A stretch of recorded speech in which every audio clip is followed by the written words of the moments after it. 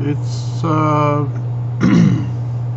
November 3rd, 2021. It's about 12:15 p.m. and I just wanted to talk a little bit about some of the bizarre events that have happened to me over the last 25 years. I've been writing about this in my book, but a lot of things happen based on, well, I don't know if they're based on what I'm thinking or my reactions or things that are happening to me, but I've had several bizarre things happen, starting with one of the more recent ones.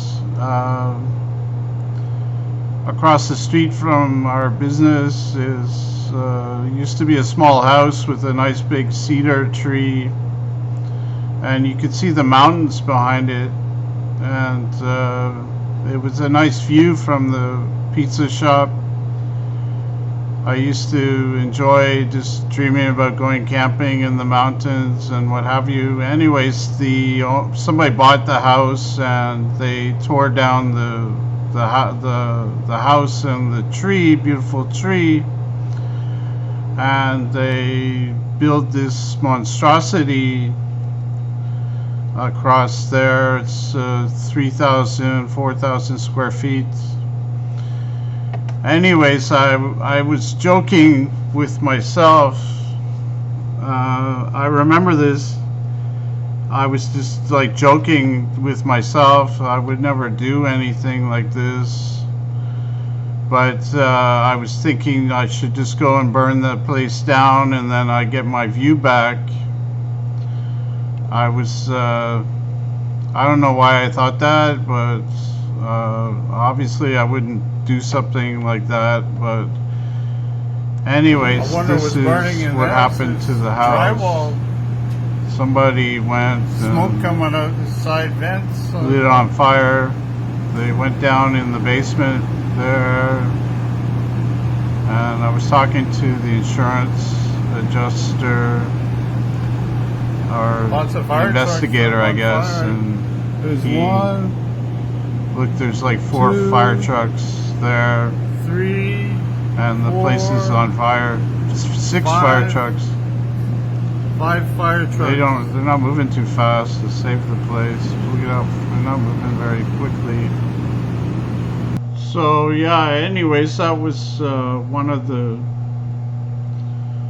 bizarre things that happened. It was almost like somebody came and lit the place on fire to make me look bad or make me look guilty. I'm not sure, but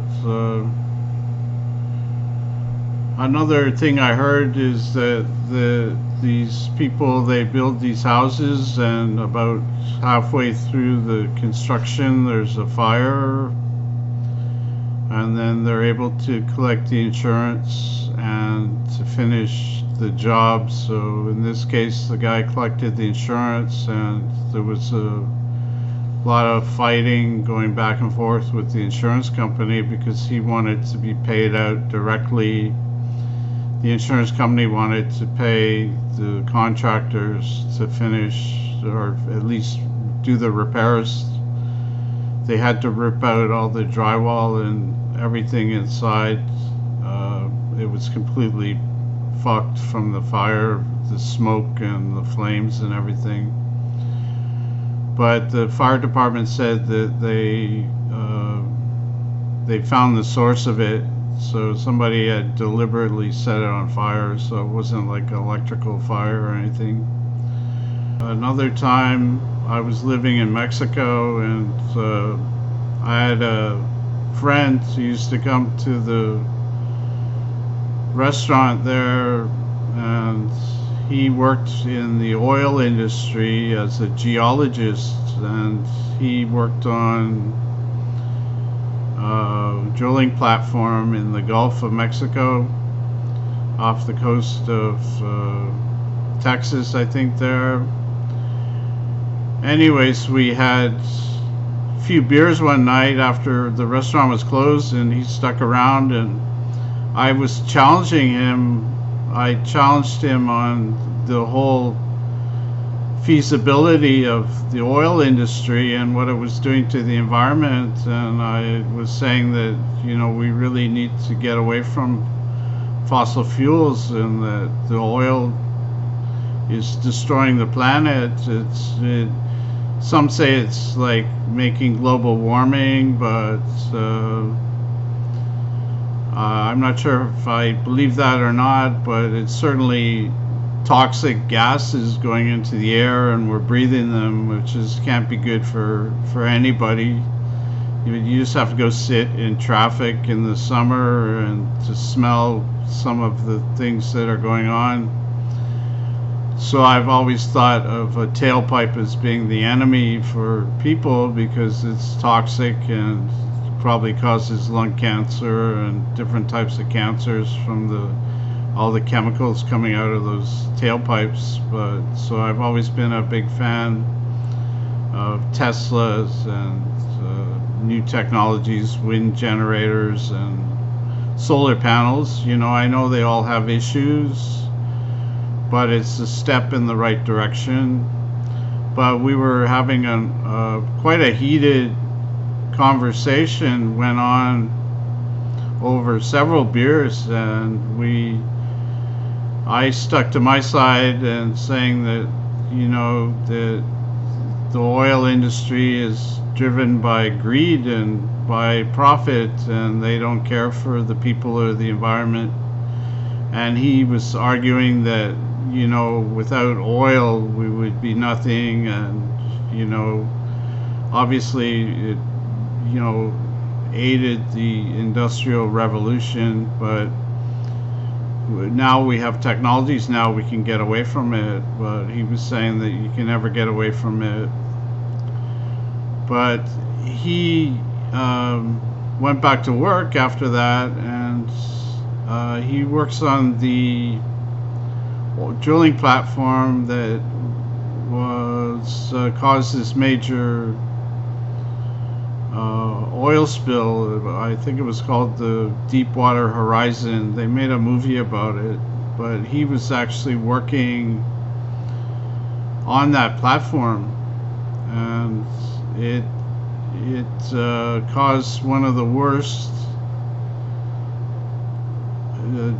disasters in terms of environmental damage that any oil spill had ever caused. It was, covered by the media. Obviously, anyone who's watching this can remember the Deepwater Horizon, but I thought that was a strange thing that happened because we had this conversation, and I was saying how much of an environmental disaster oil is. Anyways, I talk more about these coincidences in my book. So hopefully when the book's ready, I can get that out to the public. They can read more about it. But just recently, even in having the pizza business, there's been some strange things happen, and it's like the computers are mapping everything that I'm doing, including my customer. Anyone I come in contact with gets mapped somehow. I don't know how they do it. Somebody says it's brainwave signatures, but I was thinking that it was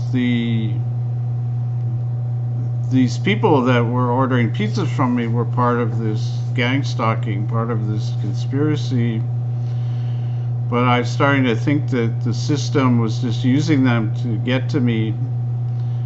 And I remember one time, well, it happened on several occasions, but one time in particular, we were driving my wife to work, and we drove over the bridge here that goes across the river. And just on the right side, as you go up over the bridge, there's a car auto body shop that I had my car repaired at a couple times. And I thought, geez, these guys are expensive. They charge so much. And I had thought that they really got a good scam going because they bill the insurance companies for the repairs, so the customer doesn't really feel the pinch of it. Well, we do indirectly with our insurance rates being high, but you don't actually have to pay out the sometimes incredible fees to do auto body repairs. But I remember they repaired the car and they charged a lot of money for something that really was quite simple. But anyways, I had talked to them several times that I had a pizza shop close by and that so they should try my pizza or order it on their Pizza Fridays or what have you.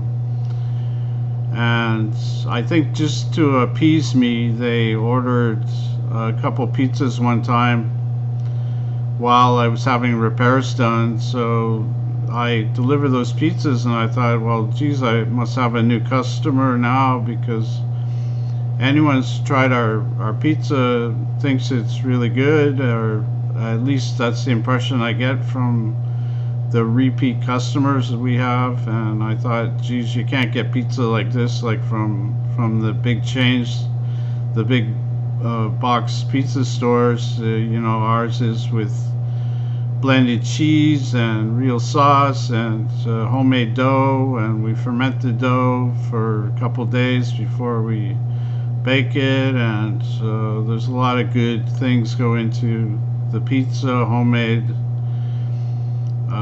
Italian sausage and Alfredo sauce and things like this that we use to make the pizzas.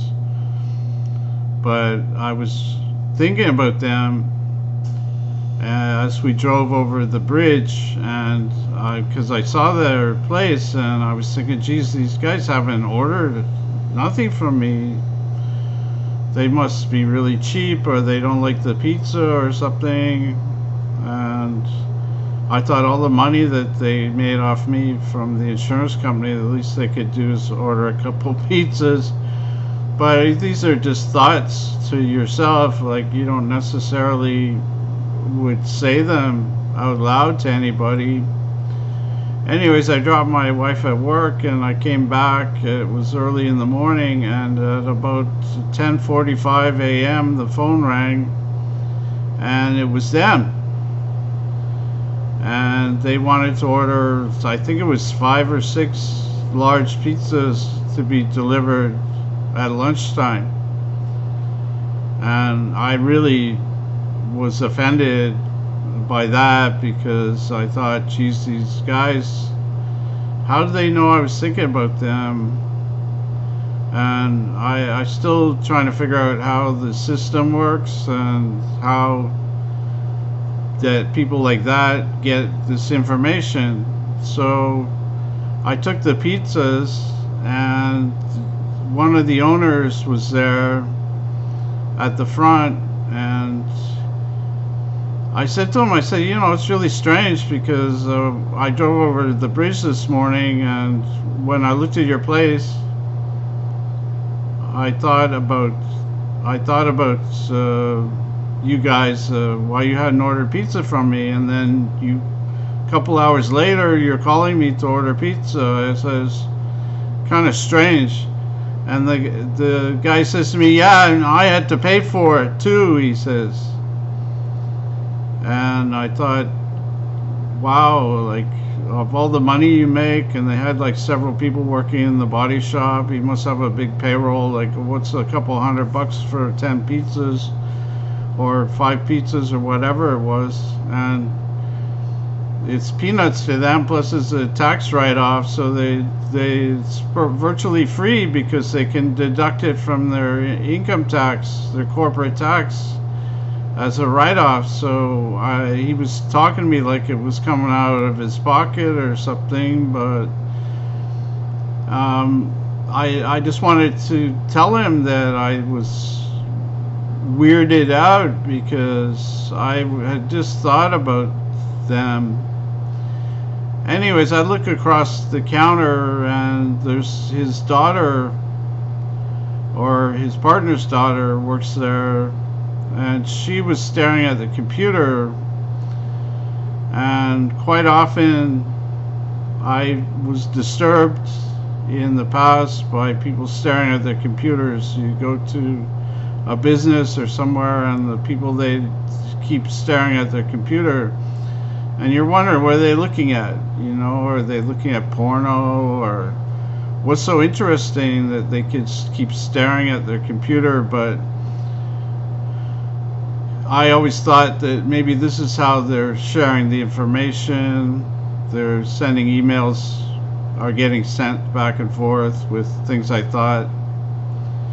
So this is how I thought they were communicating. But there was this guy sitting there, and he was looking at her, and he was just sitting in this chair in the middle of the floor. He wasn't necessarily at a desk. And I'd been there several times before. I'd never seen the guy before. And he looked very serious, look on his face. And he's looking at me, and then he's looking at her, staring at the computer. And I thought, okay, well, maybe this guy had something to do with this. Maybe they picked up my thoughts in the morning, and somehow they forced these people to order from me. But that didn't make sense. If somebody came to me and said, you have to do this, I don't know how you'd convince me to do it. And also, you'd be letting me in on a pretty big conspiracy. Like, I have trouble understanding the whole gang stalking theory, because if there's so many people involved in the gang stalking, that you think there would be one or two that would blow the whistle. You think that there'd be more than that, because because most people have good things about them, and if they were doing something evil to somebody and really breaching their human rights and harassing them with this technology, that you think they'd realize that they were doing something that wasn't right, and that they would just come forward and speak out about it. But I don't see that. I found one guy was talking on rents.com. I think the radio guy, or internet radio, he had somebody on that was blowing the whistle, but apparently this guy disappeared after that. So maybe that's why they're afraid. They don't want to become targets themselves by speaking out. But certainly, like, if you want to do something good for humanity, I don't mean necessarily for me personally. I'm already in my late 50s. I've had my life, really, but for the young people, what about the young people that are being targeted and their lives are being destroyed? Like, why won't you come forward? Why won't you speak out? I had a troll on my YouTube, and he called himself Sergeant Handler. And of course, they speak about handlers. You have a handler for somebody who's targeting you is like your handler. But it was weird that he called himself Sergeant or Lieutenant Handler. And he said that your nightmare is schizophrenia. And I thought, well, that's weird, because all these things happen to me, and I'm not making them up. I'm not making the story up. Like, I have many accounts of things like this has happened, and I don't make them up. And I'm a functioning person. I take care of my family, my daughter. I take care of the business here. I pay all the bills, the taxes, and everything. And I don't go to church, but I don't know what it takes to be a functioning person these days. You have to make money, and pay your bills. I think that's the key here. But I don't know where this guy gets off saying that my stories are schizophrenia. Like I sit around all day staring at the wall, coming up with these stories.